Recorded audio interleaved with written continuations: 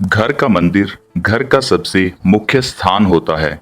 यहाँ बैठकर हम पूजा करते हैं और सुख समृद्धि खुशहाली के लिए भगवान से प्रार्थना करते हैं। इस मंदिर के साथ जुड़ी हुई कुछ ऐसी बातें हैं जो वास्तुशास्त्र के अनुसार जिनको जानना बहुत जरूरी है। कहने का अभिप्राय जैसे कि कुछ मूर्तियां जो कि भगवान के मंदिर में, जो घर में मंदिर है उसमें नहीं होनी चाहिए, और कुछ ऐसी मूर्तियां हैं जो भगवान की जो मंदिर में होनी जरूरी हैं। नहीं होने में जैसे विध्वंसक कोई मूर्ति, अगर माँ दुर्गा किसी भी मूर्ति में किसी का वध कर रहे हैं तो वो घर में नहीं होनी चाहिए। भगवान नटराज की मूर्ति घर के मंदिर में नहीं होनी चाहिए। इसी तरह से कुछ मूर्तियां हैं जो कि मंदिर में होनी चाहिए, अगर नहीं होंगी तो आपकी पूजा अधूरी रह जाएगी।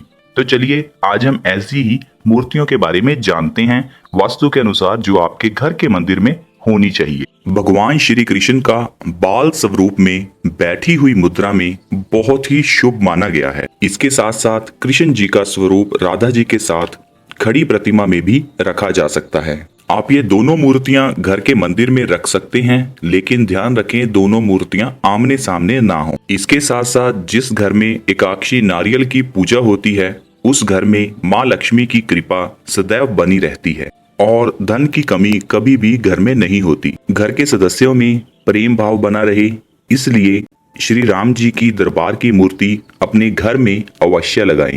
इस तस्वीर को आप अपने ड्राइंग रूम में या लॉबी में भी लगा सकते हैं। इसके अलावा घर में भगवान सूर्य की तांबे की मूर्ति अवश्य रखें।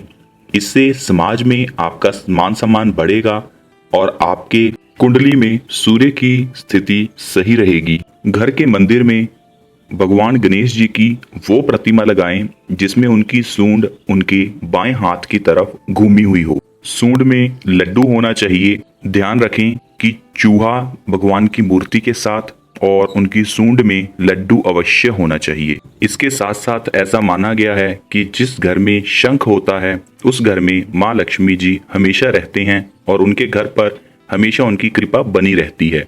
लेकिन ध्यान रखें कि घर के मंदिर में दो शंख कभी भी ना रखें। जिस घर में दक्षिणावर्ती शंख की पूजा होती है वहां हमेशा महालक्ष्मी की कृपा बनी रहती है। तो ये हैं कुछ मूर्तियां जो घर के मंदिर में अवश्य होनी चाहिए। आप भी इन चीजों का ध्यान रखें ताकि आपके घर में सुख समृद्धि खुशहाली बनी रहे और भगवान की कृपा आपके घर के सभी सदस्यों पर बनी रहे। हमारी यह वीडियो देखने के लिए आपका बहुत धन्यवाद। Thank you so much.